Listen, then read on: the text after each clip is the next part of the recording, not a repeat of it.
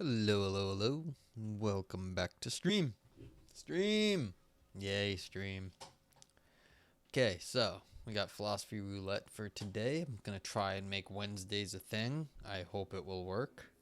This whole setup is way more complicated than it used to be, so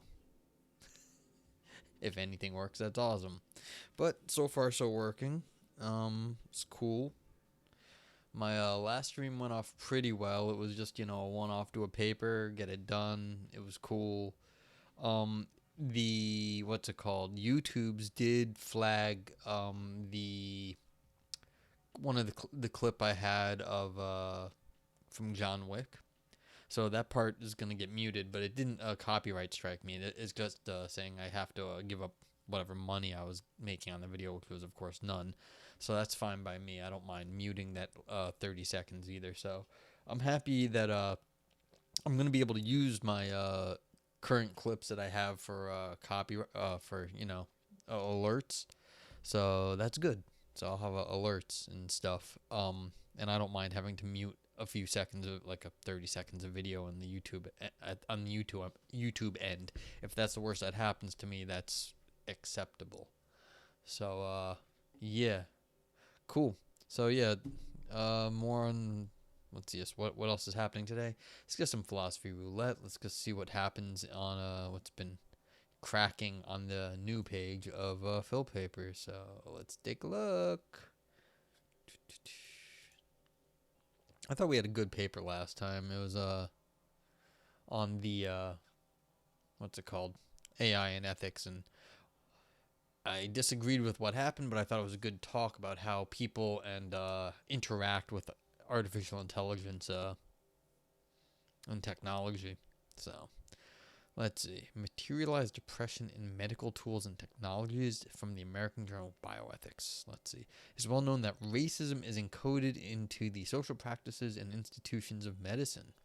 Less well known is that racism is encoded into the material artifacts of medicine. We argue that many medical devices are not merely biased, but materialize oppression. Well, let's take a look at this paper. I wonder how long it is. That's assuming I can get a hold of the paper. Is this the right one? Yeah, so it's on. It is here. Why is the link not there? 4 pages. You know what? This is like a. Is this, what is this? Is this a review? There's a forthcoming. Huh. I don't understand, but whatever. Might as well read it. It's like 4 pages. So cool. Here we go. Let's do this one fast, and then we'll do another one real fast afterwards. So let's throw this in the chat. Let's see if this works. Because then what you can do is type in paper and see if it pops up again. It did not work. Interesting. Let's see what happened. Let's see if I can fix that quick. Probably not. Huh. Yeah. Hey, late bloomer, welcome in. I'm gonna see if I can fix it real quick and see what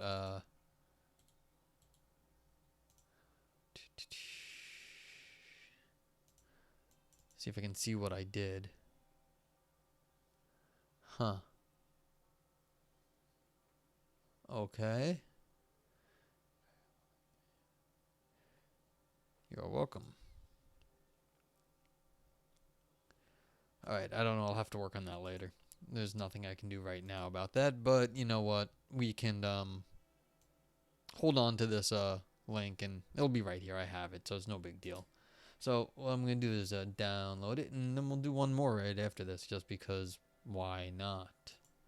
So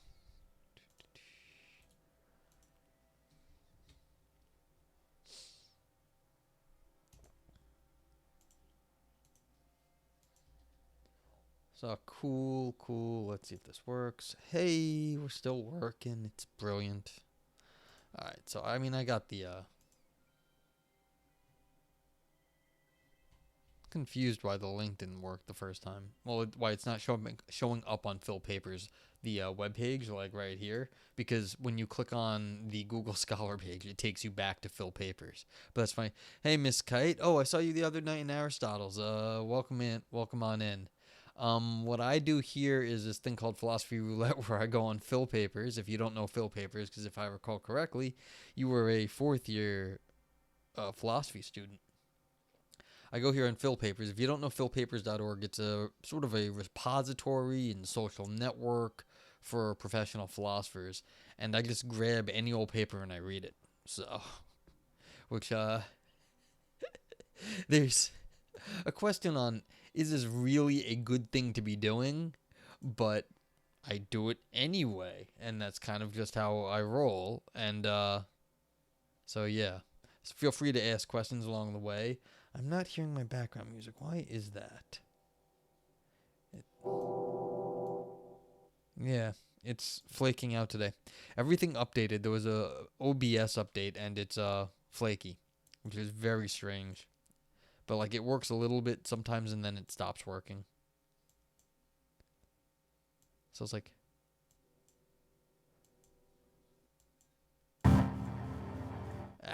I'm sorry, I apologize. Okay, so this is just horrible. I can't touch that. Alright, anywho's. So we're going to read Materializing Systematic Racism, Materializing Health Disparities by Vanessa Carbonell and Shenyi Liao. And I apologize for how I say everyone's names. It's a short paper, and we'll probably get to something else after this, but keep... Calcor, what's up? What's up? Oh, yes, Aristotle's my man. I love Aristotle. Welcome in, Calcor. I probably saw you there the other night, just a day or two ago. All I'm doing now is I read a paper.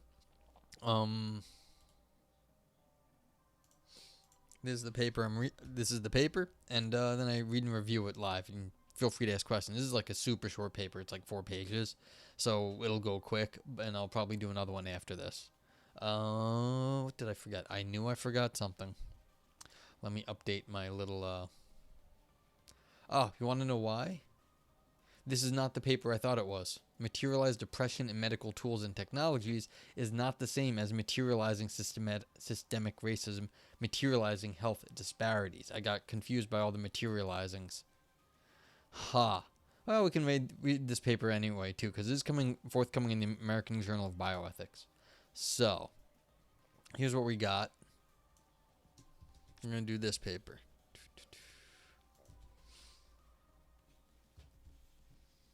Let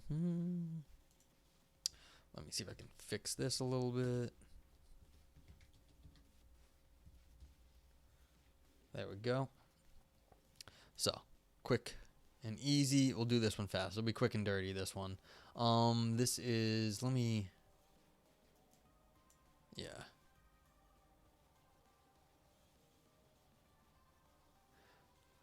Yeah, I think you need the I at the end of that late bloomer. You're missing an I. But it's not that one, which is the funniest thing. I got the wrong one, but we're going to do it anyway, because it's a, what's it called? It's a American Journal of Bioethics paper, so screw it. Okay, anyway, feel free to ask questions, besides all my technical difficulties. So, onward. The purpose of cultural competence education for medical professionals is to ensure respectful care and reduce health disparities. Yet, as Berger and Miller show, the cultural competence framework is dated, confused, and self-defeating. They argue that the framework ignores the primary driver of health disparities, systemic racism, and is apt to exacerbate rather than mitigate bias and ethnocentrism. They propose replacing cultural competence with a framework that attends to 2 social aspects of structural inequality: health and social policy, and institutional system activity, and 2 psychological aspects of structural inequality: the clinical encounter and the epistemic. Right, that was a massive first paragraph, by the way. I mean, if you're going to do this, I mean, it's a 4-page paper. You don't have any space to do anything. There were too many big words in that paragraph. Even for me. We agree with the structural approach. To that end, we think it would be fruitful to include attention to physical contributors to structural inequality, namely the material artifacts used in medicine, Devices, tools, and technologies can materialize biases, perpetuate oppression, and contribute to health disparities. Granted, not everything that interests philosophers can be squeezed into medical education.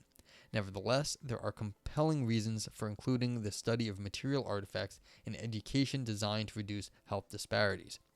First, devices and tools often carry forward biases from the past and keep biases hidden from plain sight. Second, by studying these artifacts, future clinicians can begin to see themselves as part of a larger socio-technical system. Finally, as medicine becomes increasingly tech-laden, it's important for clinicians to see how material artifacts, including algorithms, connect individuals to structures. This will help to undermine oversimplified narratives according to which objective tools and technologies can correct for bias and subjectivity of flawed human beings. All right, I already like this, just so you know. This is like, I think this is great because there's been a lot of talk recently of how algorithms have built-in biases. You might have seen this. It was on, they've had in the U.S., in Congress, they've gotten the big tech companies up. Hey, question mark philosophy. Yeah, I'm trying to do Wednesday, so welcome in. You've seen, like, in Congress, they marched up the the CEOs of Google and Apple and some of the other companies, and they tried to argue with them about their algorithms. It was rather embarrassing because the old, I mean, I don't even mean to be that ageist, but frankly, it's just the generation that didn't deal with technology, the computer technology, had a, how does the internet work? It's all pipes, late bloomer, just tubes and pipes. Yeah, break up the week. So they were asking the tech peoples who are massively technically minded, these like just basically silly questions, and it was bad because if the senators or Congress people, I forget who it was, asked good questions, they could have gotten somewhere because they had the people there for a few hours. Yeah, yes, late bloomer, it was really bad. And my favorite part was when one of the senators asked the Google people about his iPhone, and the Google people were just like, well, we know the Apple people will be happy to put you in contact with them. I mean, it's like, just shake your head stuff. But what I like about this right here, this paper, is that they're talking about, and I know it's small for you guys on screen, I'm thinking about a way of doing this. They're talking about moving beyond the algorithm to other technical objects within the system. So devices and tools. So this is the thing. We're moving beyond the simple understanding of that there is the computer software to also the hardware is involved here. And that's interesting. So we're talking not just the technical software, which sort of encodes ideas, but now we're talking about the hardware, the physical technical pieces also encodes ideas, which is a little bit more different because it's like an analog encoding of like racist or biased ideas. And this actually came up not that long ago because we sent female astronauts into outer space, and then they were supposed to do a moonwalk, and they found out none of the spacesuits fit women because women are shaped differently than men. And so no one thought to check beforehand that the spacesuits would fit the women that they had on the space station. So it's the sort of thing, like there was a bias to body type built into the spacesuit because they were designed from before the time that women did spacewalks. You thought it was about the abundance of tampons? That they couldn't go on spacewalks? No, I'm pretty sure there's plenty of tampons in space. So, but yeah. So this is just what I'm saying. That it's not even that we are encoding our ideas into like algorithms when we write them. It's we're encoding them into the physical structure of reality and the tools that we use. Because we're assuming certain people are using them. And that makes a difference. Wow. Oh, they couldn't even, wow, if that's true, late bloomer, that's pathetic. They couldn't even ask somebody how many tampons were needed. Oh, that's so bad. Okay. Mrs. Kite says, yeah, we see this kind of bias in the space we provide for an MRI. Yeah. That's right, because like those sort of imaging machines take certain sort of bodies, and so it makes a difference because I heard a terrible story. I think it was might have been when I worked in Boston. I was in a hospital working there. There was a very obese person, and they couldn't actually get them on the MRI because the shape of the MRI thing couldn't fit the shape of that person. They had to send the person to an animal hospital and use an MRI for horses to get that person. So it's like that might be an odd case, but it still matters because, you know, these machines we make are built for certain type shapes of people. So it happens. Like the idea of what a normal person is built right into our tools. All right. So, how do medical devices carry forward biases from the past and materialize systemic racism? We consider two examples. Spirometers, which measure lung functioning, often have race correction built into their hardware or software. The standard of care is to correct for the fact that black patients are thought to have lower baseline lung capacity on average. But how many clinicians know the science behind whether these correction factors are justified or the full story of how they came to be? On historian Lundy Braun's 2014 telling, race correction in spirometry can be traced to 18th century notions of white supremacy, racial hierarchy, and racial essentialism.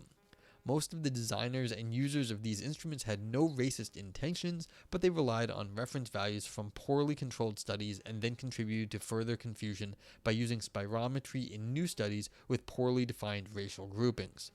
Racial ideology intersected in complex ways with other social forces, including government scientists' use of spirometry to deny workers' compensation to coal miners with lung disease. As with more well-known cases of race correction in kidney function tests, efforts to eliminate or improve race correction in spirometry will raise trade-offs between the harms of underdiagnosis and overdiagnosis. These trade-offs should not be confronted in a vacuum, but rather contextualized against the messy social history of these devices. Yeah, late bloomer, that was my reaction too. Like, whoa, what? Apparently we thought, or people thought, in that this is crazy, that black patients had lower baseline lung capacity on average, and because this was in the 1800s, it was obviously, like, it's not obviously, but yeah, it was racist. They had crappy science, and no one has corrected this yet. Like, this is one of these funny things that there was a maybe apocryphal story that the number of horse teeth a horse had in its mouth was given by Aristotle and then continued for maybe 1500 years, up until like maybe the Middle Ages. And that's how many teeth they thought were in a horse's mouth, because Aristotle made the number up because he thought he could like intuit it or something.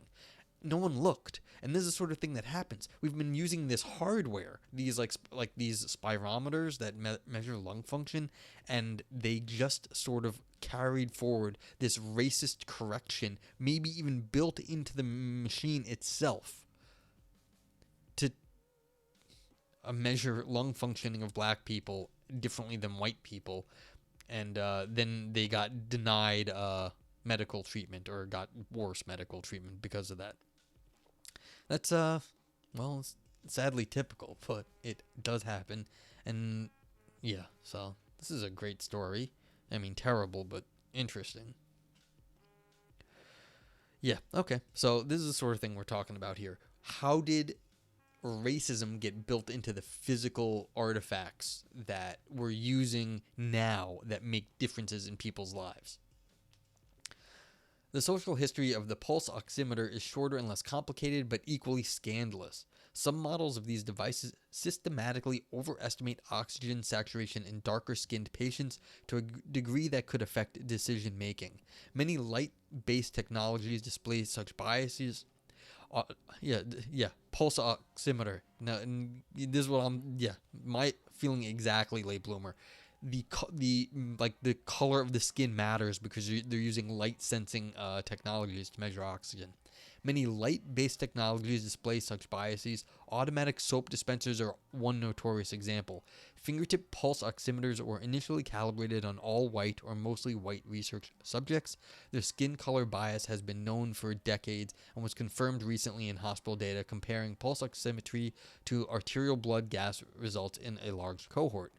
The fact that it works for white people is great. I mean, but like, it's terrible that it doesn't work for anyone else. It's like, that's the rest of the whole freaking world. Anthropologist Amy Morin Thomas brought the story to a wide audience in the middle of the COVID-19 pandemic when many patients were using pulse oximeters at home. She found that clinicians either hadn't been taught about the biases or weren't sure what to make of them.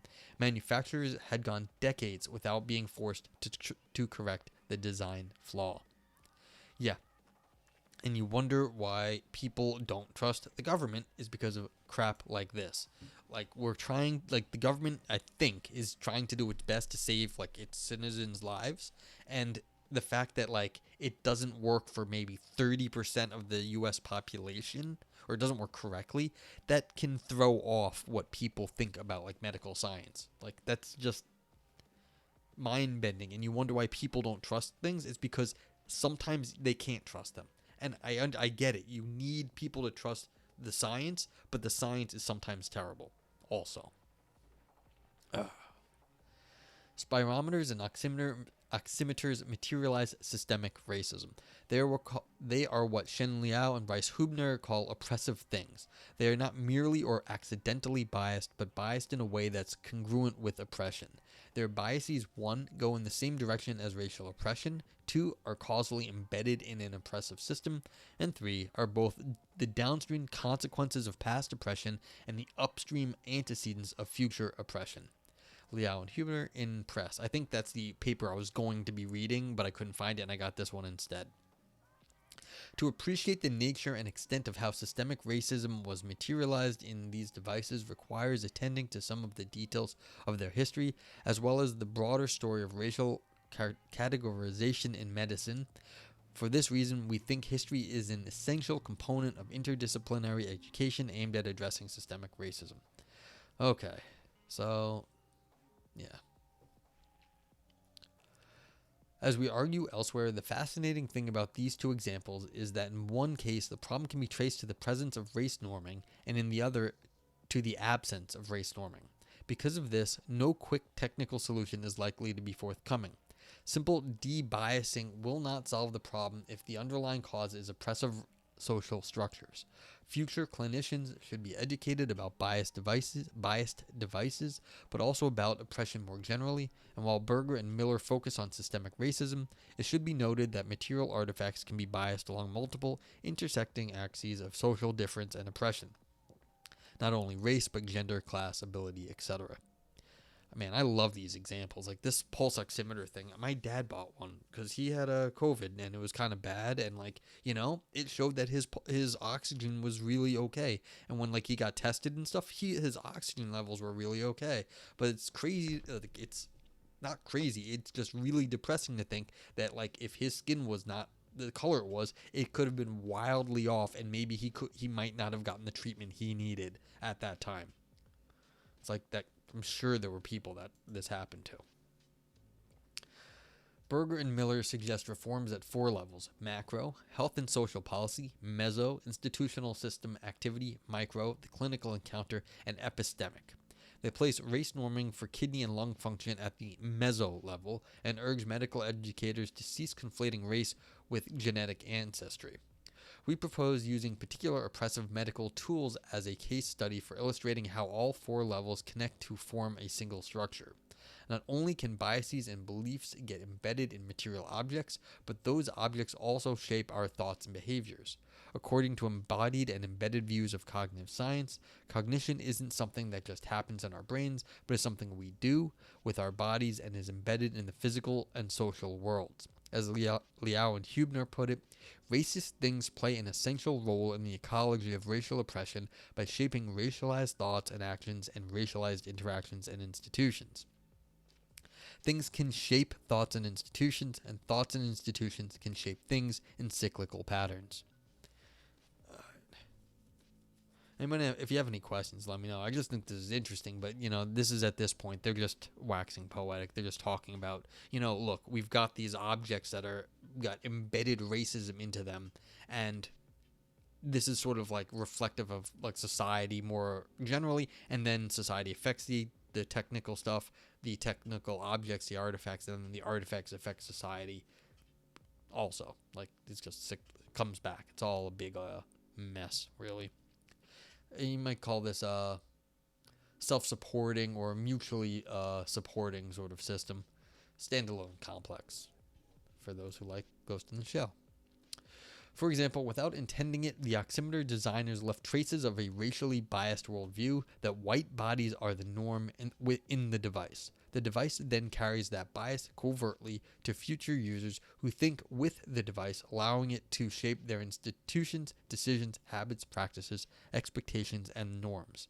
The device is ultimately implicated in all four of Berger and Miller's levels. It measures a vital sign that is used to make inferences in clinical decision making. Epistemic. It corroborates or casts doubt on the patient's reports of their breathing difficulties, the clinical encounter. It standardizes and quantifies information to allow communication among clinicians and comparisons across patients, potentially feeding into policy decisions regarding patient care more generally, institutional system activity, and it can be used to deny patients benefits they are entitled to, such as Medicare reimbursement for home oxygen, health and social policy. Case studies of materialized oppression would be a good way to get future clinicians thinking about their role as one moving part in this multi-level complex system. As new generations bring a social justice mindset to clinical practice, one danger is that physical tools get regarded as objective, ahistorical, neutral technologies that need only to be mastered rather than interrogated. And an even bigger danger is that the data from such tools gets regarded as necessarily less biased than the subjective judgment of individual patients or clinicians. Reality is more complicated, and medical education should reflect this complexity. And that's it. Tropical Geek, how are you? We just finished up this 3-page paper, which turned out to be massively interesting. Did you know that pulse oximeters, which were in wide use here, at least in the States, to measure the oxygen level in the blood, were never tested on black people. They were only tested on white people. They were only measured. They only were correlated with white people's blood oxygen levels. And pulse oximeters use quite often light sensing technologies, which shockingly treats black skin and white skin differently. And so they were just wildly off when it came to non-white people. Yeah, it is like most things. So this was a nice little paper arguing that we have to take our technical objects, our artifacts, to have embedded biases and racist tendencies. Only complex surveys do cross-population stuff. Those are expensive. Yeah. And one of the other ones they mentioned in this paper, I don't know if you were here, but there was what's this called? Spirometers, which measure lung functioning. Also, back in the day, were tested on what they considered to be black people in the 18th century. So that's 18th century is the 1700s. And so it was 1700s scientific studies that were going forward. Oh, the other issue is fatness. Yeah, I'm sure that the body fat in the hand also matters for how much blood is getting, how much oxygen is getting picked up. That would make sense. I mean, you can't assume everyone is like has a certain body mass, body fat ratio. It's just that varies between whole groups, like groups of people, men, women, all sorts of stuff. So, okay, if you guys have any questions you want to ask about this, Tropical Geek X. So you know that the pill was only tested in Puerto Rican women who did not know they were guinea pigs. No, I did not know that. That's good to know. So, does it work best for Puerto Rican women? But I mean, we've used people as guinea pigs, especially in the U.S., many times. Yeah, I got you, Tropical Geek. we've done some pretty terrible things on our minorities here in the U.S. The most famous one, I guess, is the Tuskegee syphilis experiment, and I know Tropical has probably heard Aristotle talk about this on his stream. But basically, a bunch of people, black people, were given syphilis to see what would happen, and they just were not treated even when we had treatments for it. Yeah. They're basically crazy stories, and I encourage anyone who does not know about that one to Google it.